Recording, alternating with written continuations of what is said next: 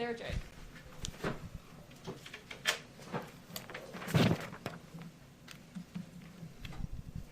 Hi, everyone. Happy Tuesday. A couple of things to just update you on the top. As we've discussed previously in this room, the President and the administration are making the case directly to the country about the need to pass the rescue plan so we can finish the job and get $2,000 into the pockets of working families, so we can reopen schools safely, and so we can get economic relief to struggling Americans and communities. As part of that work, the President, the Vice President, and Treasury Secretary Yellen will meet this afternoon with business leaders to discuss the vital role that the American Rescue Plan will play in saving our economy and getting Americans back to work. Private sector leaders understand how important it is, and we've seen calls from across the political spectrum, from leading business groups to labor and progressive lawmakers, for Congress to act quickly in getting additional economic relief out the door. These calls have been echoed by leading experts and economists who have praised the plan, including top economic advisors to the last 4 presidents, both Democrat and Republican. And analysis after analysis has shown that the economic cost of inaction would be incredibly painful for the American people, something we saw last Friday with the latest month of weak job numbers. But they also know that we have a way to help workers and get our economy back by passing the rescue plan. So a couple of pieces of economic data you all may have seen. A CBO projection last week found that it would take the economy 4 years to bounce back and return to full employment without the rescue plan. Studies by the Brookings Institution and Moody's Analytics found that the economy could recover from the pandemic and return to full employment by the beginning of next year if the rescue plan is enacted. Moody's also found that passing the rescue plan would double economic growth, returning the economy to full employment a full year faster. A couple of other updates from our COVID team. You may have also seen this. Jeff Zients, the COVID coordinator, made a few announcements earlier this afternoon. Today, we announced the launch of our Federal Quality Health Centers, FQHC, vaccination program. Community health centers provide primary care services in underserved areas, reaching almost 30 million people. Under this new program, we will begin directly sending vaccine supply to community health centers, enabling them to vaccinate more of the people they serve, alongside other efforts like mobile health units and community vaccination centers. This announcement is another tool we are providing to state and local leaders in their work to reach underserved and hardest hit populations. Importantly, this program grew in part out of a suggestion from House committee chairs that the President had, of course, had a meeting with them on Friday, but even discussions prior to that. And he informed them during a call this morning that this program would be rolled out. Let's see, last few pieces. We also announced another increase in weekly vaccine allocations to states, tribes, and territories, bringing us up to 11 million doses. So overall, this after weekly increases the past 2 weeks, and it's a net 28% increase to states since we entered government. These announcements convey our steady drumbeat of progress and action by the federal government and our whole of government pandemic response. The President also will meet with members of the COVID response team in the Oval Office today to discuss their work and the next steps in shutting down the virus and getting American life back to normal. Last thing, I've noted a number of times, and some of you have asked about our progress and efforts on confirmations. We're pleased to see Dennis McDonough confirmed last night with 87 yes votes as the new Secretary of Veterans Affairs, and he, of course, is being sworn in today. We also would just like to reiterate the importance of getting our nominee, the President's nominee, to lead the Department of Education, Miguel Cardona, confirmed, obviously at a time where the American people are focused on the reopening of schools, focused on doing that safely. This is a step that Congress could take. He's obviously a pivotal and key partner in ensuring we can get that done swiftly and safely. With that, Alex, let's kick it off. Thanks, I wanted to ask you off the top about the attempted hacking and poisoning of the Oldsmar, Florida water supply. Does the White House have any details on who committed the hacking, and is there any plan for review of water supply stations across the nation, or an effort to shore up the cybersecurity measures at those stations? Well, as was announced earlier today, the FBI and the Secret Service, of course, are undergoing an investigation. That's something we'd certainly defer to them on any specific details of their findings of that investigation. I will say, broadly speaking, that the President, the Vice President, members of our national security team are focused on elevating cybersecurity as a threat that has only increased over the past several years. That's why they've made it an across government focus on why he has elevated positions in the White House and other parts of our government. And then can you share any details on the President's visit to the Department of Defense? What will he be discussing with Sure. Secretary Austin? Sure. The President will visit the Pentagon tomorrow, where he will thank the men and women serving our country and keeping the American people safe. As the first president in 40 years with a child who served in the military, he has a personal connection to the important role of the work of the military, the men and women who serve. He will also discuss the vital role of the Department of Defense in our national security, talk about the significance of having the first African-American Secretary of Defense in history leading the department. The visit has special resonance coming during Black History Month. Over 40% of active duty forces are men and women of color, and you will hear President Biden pay special tribute to the rich history of Black service members tomorrow. Any new policy rollouts tomorrow, or is it just? He will certainly, as I noted, talk about the important role of the Defense Department in our national security, but we will have more to share about that as we get closer to his visit. Go ahead. Oh, let's go. Jeff Reuters, I promised you. Go ahead. Thanks, Jen. Can you tell us how the CEOs were chosen for today's meeting with President Biden? I see some diversity in that group, which isn't always common at the top echelons of corporate America. Was that one of the factors? Far too uncommon, yes. Is that one of the factors, and how did you go about choosing them? Well, first I would expect that this is the first of many engagements the President will have directly with leaders from the business community, and this was an opportunity to speak directly with some who are major employers in the country, some who are leading the Business Roundtable or other organizational kind of business groups where they speak to many business leaders across the country. So this is an opportunity to have a smaller meeting. It's only about half a dozen, as you know, and discussion about the American Rescue Plan, how it will impact workers and American families, and how they can work together to get people back on their feet. Specifically, Walmart and J.P. Morgan, what is the President's ask of those types of companies for this? I wouldn't look at it through that prism, Jeff. I would look at it as a conversation with leaders who have, Walmart is, of course, one of the biggest employers in the country and states across the country. Obviously, Jamie Dimon is somebody who has been in the business sector for many, many years. So it's more of a discussion about the country and the economic downturn that we've gone through. The President wants to lay out all of the specifics of his plan, hear feedback from them, as he has with many different groups over the past couple of weeks. Just one other econ-related question. Did the White House ask OMB Director nominee Neera Tanden to apologize to Republicans in her testimony this morning, and how confident are you about that nomination now? Well, the President wouldn't nominate anyone he wasn't confident could get confirmed and didn't deserve the consideration and confirmation of Senate Democrats and Republicans. We certainly did not ask her to make any specific comments in her testimony today. Go ahead, Kristen. Thank you, Jen. A couple of questions on the impeachment and then the COVID package that President Biden is proposing. First, on impeachment. Today there's going to be a debate over the constitutionality of the process, whether it's constitutional to try to remove from office a former president. Does President Biden have any concerns that this trial could set a dangerous precedent for the institution of the presidency? Well, President Biden, we put out a statement following the conclusion of the House vote just a couple of weeks ago, and he made clear in that statement that he felt the process should proceed as history, and many laws predetermine, and he is going to wait for the Senate to determine the outcome of this. But his view is that his role should be currently focused on addressing the needs of the American people, putting people back to work, addressing the pandemic. Does he see it as constitutional?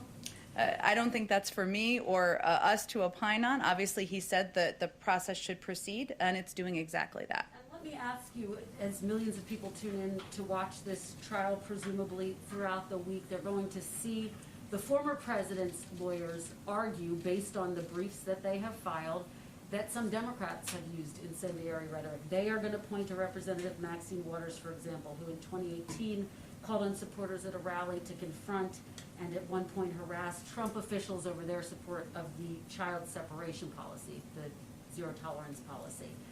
That's something that Cedric Richmond said she had a constitutional right to express those views. So how does the White House view that as any different? Look, Joe Biden is the president. He's not a pundit. He's not going to opine on the back and forth arguments, nor is he watching them that are taking place in the Senate. Okay, let me ask you about the COVID relief package. Yesterday, the Ways and Means Committee Democrats proposed limiting the $1,400 direct payments to those making $75,000 or less. Is that something that President Biden supports, and does he have any concerns that progressives might not be on board with that? Well, the president has conveyed from the beginning of this discussion that he's open to having a discussion about the thresholds. He has been firm in his resolve that Americans should be made whole on the $2,000 checks, which of course would mean maintaining his firmness on the $1,400 checks, right? But there's been a discussion about the thresholds and what those should look like. And he doesn't feel that families making over $250,000 a year should be the target of this relief. But there is a scale up, right? Even in the recent negotiations from the 75 and from the 150, it's just will reach a certain top thresholds where people would not receive relief. So, but has he determined whether he would support that? Does he support 75,000 as being the threshold? It's not the threshold. That's kind of who would receive the maximum amount. There is then a scale up beyond that. These negotiations are ongoing. We certainly support the discussions as they're happening, and certainly his view is that he's open to the discussion about making them more targeted and ensuring that people who need relief the most receive the relief. Go ahead. I had a couple, but I wanted to follow up on something Jeff asked, which Okay. is Jamie Dimon is among those participants, and there's been complaints both that big banks like JP Morgan have made it difficult for small businesses, minority businesses to access PPP loans, and lots of data that shows recently big banks have been scaling back consumer lending and instead buying government securities. And so I know that this is kind of a cheerleading event for the president's legislative package, but is he going to raise either of those issues with Jamie Dimon when he has the opportunity? Well, the president does not have a litmus test that he gives people before he meets with them in the Oval Office. Otherwise, he would not have met with 10 Republicans last week. So they don't agree with him on everything. I'm sure the business leaders would convey that to you. He doesn't agree with them on everything. But this is really a discussion about the American Rescue Plan, a plan that will help spark economic growth, help put people back to work, help get our economy on a path to recovery, and hopefully that's something they can all agree on. And I know that you guys have put together a task force to look at domestic extremism following what happened in January. But there's been a lot of reporting about the breakdowns that have happened in the government ahead of that, coordination between DHS and the FBI and Capitol Police. So I'm wondering, especially as there's chatter indicating that there might be further sort of demonstrations surrounding the election, what, if anything, the administration is doing to Surrounding which election? Sorry, I'm just trying to follow you. the past one? The past one. Yes. Okay. There's been online chatter that there's going to be another demonstration in March here in Washington. My point is the administration doing anything to look at the kind of breakdown that happened within law enforcement and the federal government ahead of January 6th to make sure that it's not replicated in the future? Well, I think one of the steps we took was the president named a head of Homeland Security in the White House, a role that did not exist in the prior administration, who can serve in a coordinating role to ensure that we are in touch with state and local authorities and officials, something that wasn't happening at a pace and with a level of coordination that should have happened in the last administration. We obviously came into office, or the president came into office, and our entire national security team did at a time of heightened alert, even on the day of the inauguration and following. So I would say we certainly are not looking to the past administration as a model, and we are charting our own path to make sure we do things differently. And lastly, the World Health Organization said today that it was extremely unlikely that the coronavirus escaped the lab in Wuhan. And I'm just wondering, especially now that we've sort of resumed our participation in the WHO, if the administration agrees with that assessment. Yeah, we have obviously seen those reports, as I mean the public reporting on it. We're looking forward to receiving the report and the data from the WHO investigation. We haven't looked at the data specifically ourselves, so we'd like to do that. We've expressed our concerns regarding the need for full transparency and access from China and the WHO to all information regarding the earliest days of the pandemic, but we weren't involved directly in the implementation of this investigation, and again, we'll just look forward to reviewing the findings in detail. Go ahead. Oh, we'll come back to you, Caitlin. Sorry. Go ahead. Two questions on schools. You opened up talking about reopening schools as being a priority for the administration. Are there any discussions within the administration of providing these kind of rapid tests that are being produced by Illum and other companies to help that move quicker, to get those tests to local school systems within the states? Well, our focus really at this point in time is waiting for the CDC guidelines to come out and give schools across the country, school districts across the country, the first medical and scientific recommendations and guidelines that have been given from the federal level. And obviously, once those are put out publicly and concluded, we will look for ways to work with states to ensure that schools are getting the resources they need. That's part of why we proposed funding in the American Rescue Plan, but we want to wait to see what the health and medical experts have in those guidelines to ensure we're directing those resources in the right way or working with states to do exactly that. Okay. Secondly, on President Biden's transgender rights executive action, specifically when it applies to high school sports. What message would the White House have for trans girls and cis girls who may end up competing against each other and sparking some lawsuits and some concern among parents? So does the administration have guidance for schools on dealing with disputes arising over trans girls competing against and with cis girls? I'm not sure what your question is. The president's executive order has. I'm familiar with the order, but what was your question about My it? question is, does the president have a message for local school officials on dealing with these kind of disputes that are already starting to arise between, trans girls who are competing and cis girls in a level playing field, particularly in high school sports when it leads to college scholarships? Is there any kind of messaging or clarification that the White House wants to give on the executive order? I would just say that the president's belief is that trans rights are human rights, and that's why he signed that executive order. And in terms of the determinations by universities and colleges, I would certainly defer to them.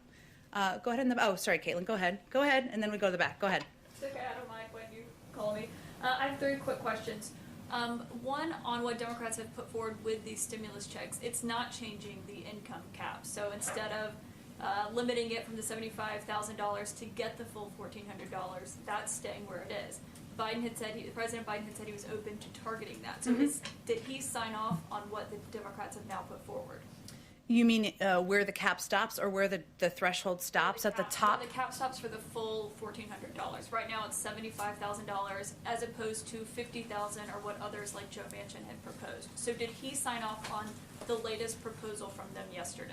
Well, his proposal was originally 75, right, and 150. And he's open to targeting, which it still will be targeted, because it's about the question of what the threshold goes up to, right? Because prior, in earlier proposals, it had a higher threshold where it went up to a higher income level for families where they would get some version of a check, not the $1,400, right, but a smaller version. So he's fine with not bringing down that cap at the $75,000 to a $50,000 like others had proposed. he supports that. Where the status of the negotiations is at this point, yes, of the $75,000. Okay, my second question is, we had the acting attorney general ask all of the Trump-appointed U.S. attorneys to resign from their post, with the exception of 2, the one overseeing the beginnings of the Russia probe and the one overseeing Hunter Biden's tax probe. Can you comment on that? As you know, this has been commonplace among previous administrations, and we look forward to working with the Senate to swiftly fill these openings in the coming weeks. The president has also made clear that he wants to restore the independence of the Department of Justice and to ensure it remains free of any undue political influence. That will be helped when our Attorney General is, of course, confirmed. But the decision to leave 2 U.S. attorneys in their roles is a reflection of that commitment. Okay, so he had no conversations with the acting Attorney General about the 2 who remained in their post? In what way? You mean who would leave? President Biden didn't have any did he have any conversations with the acting Attorney General about leaving the U.S. Attorney in Delaware and Connecticut in their post? These were decisions that were made in order to fulfill his promise of maintaining independence and ensuring that he sent that message in every action that was taken. Okay, and my last question, I know you said the president is not a pundit. I think we all agree with that, understand that, but he is the first president to be in office and have a former president, his predecessor, go and face an impeachment trial just down the street. So how can he not weigh in on whether or not it's constitutional, given he is the current office holder, and the questions of what precedent this sets and whether or not he agrees that it's constitutional? Well, again, this is obviously a big story in the country. No one's denying that here, and there's certainly going to be a lot of attention and focus on it. But our focus and the president's focus is on putting people back to work, getting the pandemic under control, and that means we're not going to weigh in on every question about the impeachment trial, and we don't feel it's necessary or our role to do that. Go ahead. Couple topics, I'll get through them quick. The CBO is projecting that raising the federal minimum wage to $15 an hour would lift 900,000 people out of poverty, but it would cost 1.4 million jobs. That is a difference of 500,000 people. What happens to them? I would also say that in the CBO findings, I should say, that they've also concluded that 27 million American workers millions of low-wage workers, I should say, 27 million American workers would be able to would help get them out of poverty. So there's a huge impact of raising the minimum wage. That's why the president supports it. There are also many other economic studies that show that raising the minimum wage has minimal impact on employment. A study of U.S. state-level minimum wage changes over 4 decades found that the number of jobs remained essentially unchanged over the 5 years following the increase. So the president supports it because he believes that raising the minimum wage is something that American workers, American families deserve, and that lifting 27 million American workers out of poverty, reducing inequality, would be a very positive step for our country. And once there is an agreement, does President Biden support sending stimulus benefits to undocumented immigrants? Again, I don't. If somebody has a Social Security number, like a child or a spouse, then they would be eligible. But he supports sending benefits to people who are eligible as a part of his proposal. Okay, and then on transparency, I have a very specific question about Okay. Executive Order 13891. One of the president's executive orders on the first day revoked a policy that required federal agencies to post their guidance on a searchable database. There are questions now on Capitol Hill from some Republican senators about why that was revoked. And so now the question to you. Well, agencies have definitely not been told to take down databases or other public information. That would be inconsistent, which I think is why you're asking the question, with what the president has talked about, what the vice president talked about. We want agencies to use all the tools available to them to make public policies transparent and accessible. However, this executive order was revoked because it created unnecessary hurdles and cumbersome processes for agencies that wanted to get guidance out to the public. In some cases, it was resulting in the delay of information going out more publicly by a couple of weeks or even a couple of months. That's obviously not acceptable, and we want it to be more efficient than that. And one quick one on conflicts of interest and some reporting that's been done by our colleagues at other networks. The president's son-in-law, Dr. Howard Krein, was advising candidate Biden on COVID-19 response while he was investing in companies involved with the COVID-19 response through his company, Startup Health. Dr. Krein has been at the White House since the inauguration. Is he still advising the president on COVID-19 response? Well, Dr. Krein is his son-in-law. The Which is why president. there are questions about a potential conflict Well, of and I think interest. he was here because the president was inaugurated recently, which is understandable. The president has made clear that there will be an absolute wall between him and any businesses connected with his family members. And as he reiterated just last week, no family member is going to have an office in the White House or be involved in any government policymaking. That applies to his son-in-law and applies to every single member of his family.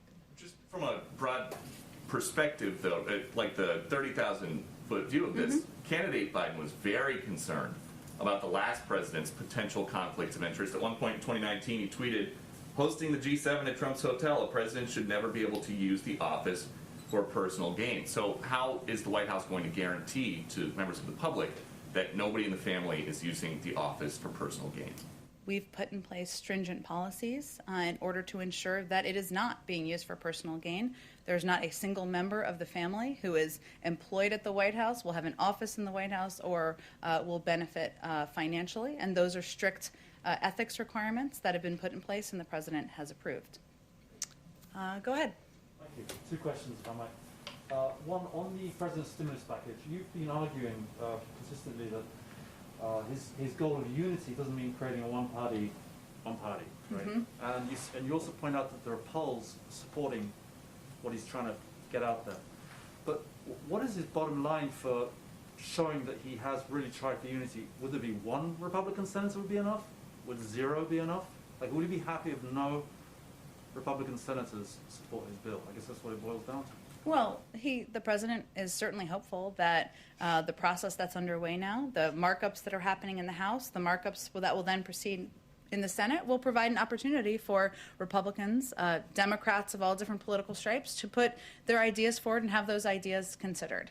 At the end of the day, his view is that urgency is his first priority here, and that the American people, people who are concerned about getting food on the table, 1 in 7 American families, people who are worried about reopening schools and getting their kids back in the classroom, people worried about whether their grandmother and their cousin are going to get vaccines, that's where his priority is. So the question really is, if 74%, depending on the poll, of Americans, including the majority of Republicans in some polls, support this proposal, support the components of this proposal, then why aren't more Republicans supporting it? We certainly hope they will and welcome them to the table.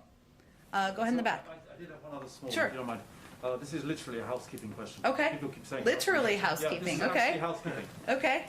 You're probably going to say it's I'm very interested to hear what this is, but go You're ahead. going to say it's the airplane question of today, but I certainly am not. I've learned my lesson on that it's one. not the airplane, I promise you, but it's close to the ground. President Trump, former President Trump, he broke tradition by not having his predecessor have a portrait hanged up here. That, as far as I understand, that was something that was considered totally the normal thing to do. Will President Biden be inviting his predecessor to hang up a portrait somewhere? And will he get the Obamas back in to finally get their ceremony? I have no portrait revealings or portrait plans or portrait events to preview for you, but I have not been given any indication that we would break with tradition in that regard.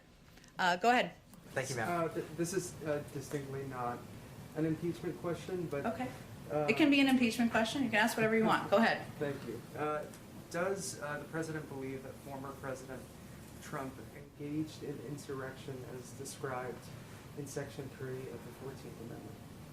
The president has put out multiple statements conveying that what the president did and his words and his actions were, and of course the events of January 6th, were a threat to our democracy. But he ran against him because he was concerned that former President Trump was unfit for office, in part because of his past history of invoking violence around the country. So President Trump is not here because former President Trump is not here because President Biden defeated him. More of the American people voted for him, and now his focus is on delivering on his promises to the American people. On an unrelated note, where does the president stand on an effort in California to recall Gavin Newsom? I have not spoken with the president about the recall, I should say, or the efforts to recall former Governor Newsom. Obviously, he is somebody who he has been engaged with in the past. They have a range of issues they have common agreement on, from the need to address climate change, to put people back to work, to address the COVID crisis. We remain closely engaged with him in his office. Go ahead. Thank you, ma'am. I've got a quick personnel question and then 2 follow-ups.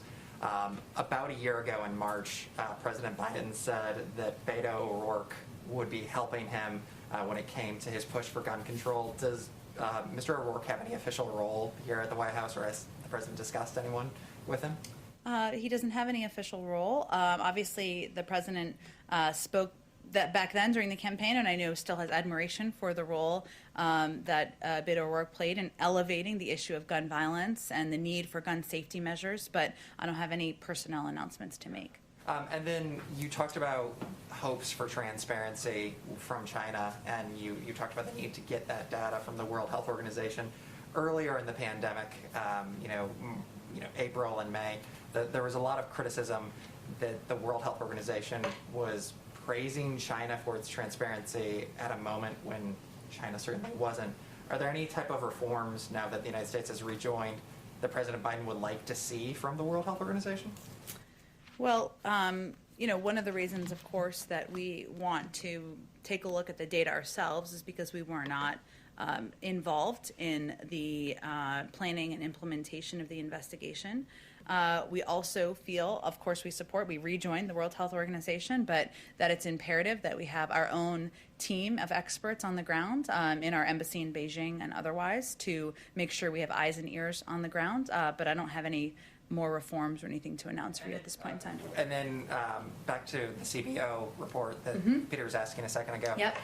Is there a specific plan for anyone who would lose their job if the minimum wage is increased, or is it just a hope that CBO is wrong about those numbers? Well, remember that the plan, the American Rescue Plan, why there was a score of any component of it, would put millions of people to work. And that is also something that outside economists and many studies have shown. And so our whole objective here is to make sure, make sure we are getting people the assistance they need, make sure we are putting vaccines in the arms of Americans, and make sure we are, reopening schools. And let me just remedy something I just said. The president is going to roll out a Build Back Better agenda, a jobs package, in the coming weeks. Part of his objective is combined with this package to make sure we are not only addressing the pandemic, but we are also reinvigorating the economy. So his goal with all of these plans is to work with Congress to put people back to work. And the minimum wage, increasing the minimum wage, is a way to ensure that workers are pulled out of poverty, that millions of workers who are doing honest work and making an honest living are not living on the poverty line. He thinks that's right, and that's something that should happen. But he has had no shortage of proposals to put people back to work, and part of the reason this was scored is because he's starting to put proposals forward. Go ahead, Hans. Just 2 questions. One, the first one, a pool question from a colleague in Canada. And that is that Canada's announced that it will require COVID negative tests for anyone crossing the land border into the United States. Does the U.S. plan to reciprocate? I don't have any additional travel restrictions to read out for you. Obviously, our COVID team and our health and medical experts make recommendations based on what is necessary to keep people safe, and they've put in place some travel restrictions, but I don't have anything to preview for you or predict on the Canada land crossing front. Okay, and then you mentioned the sort of goal of opening up schools swiftly and safely. Could you help us understand what the White House is, or what the president's definition of open schools is? Does it mean teachers in classroom teaching students in classroom, or does it just mean kids in classroom with a remote screen? Help us understand. Sure. His goal that he set is to have the majority of schools, so more than 50%, open by day 100 of his presidency. And that means some teaching in classrooms. So at least 1 day a week. Hopefully it's more. And obviously it is as much as is safe in each school and local district. When you say some teaching, you didn't use the same majority qualifier there. You just have to have some teaching in school, some teachers in school, not the majority of teachers in school and the majority of classrooms. Well, teaching at least 1 day a week in the majority of schools by day 100. Okay, and that's in-person teaching? In-person teaching, yes. Okay, thank you. Sure. Go ahead. Oh, go ahead. Thank you. Another CEO question. The report that came out yesterday said that the first 4 months of fiscal year 2021, the federal deficit rose 90% to $738 billion. Obviously, we've seen economists saying that it's better to do too much than nothing at all, but Republicans are expressing sticker shock. So I was curious what the president's plan was to decrease the deficit once the pandemic has abated and the economy is stabilized. Well, one thing that could happen is that the tax cuts for the highest income could be rolled back, and there's kind of a newfound concern about deficit reduction among some who supported those tax cuts. So, that's one suggestion. But the reason that the president and members of his economic team feel that a package of this size is so essential at this moment is because we are dealing with a pandemic. We are dealing with an economic downturn. People are suffering. The American people need assistance. And this emergency relief is something that the cost of doing nothing or the cost of doing too little is the greater risk, in his view and the view of many economists, and including his Secretary of Treasury. Thank you, Jen. Oh, thank you, everyone. I know you have to go. We'll do this again tomorrow.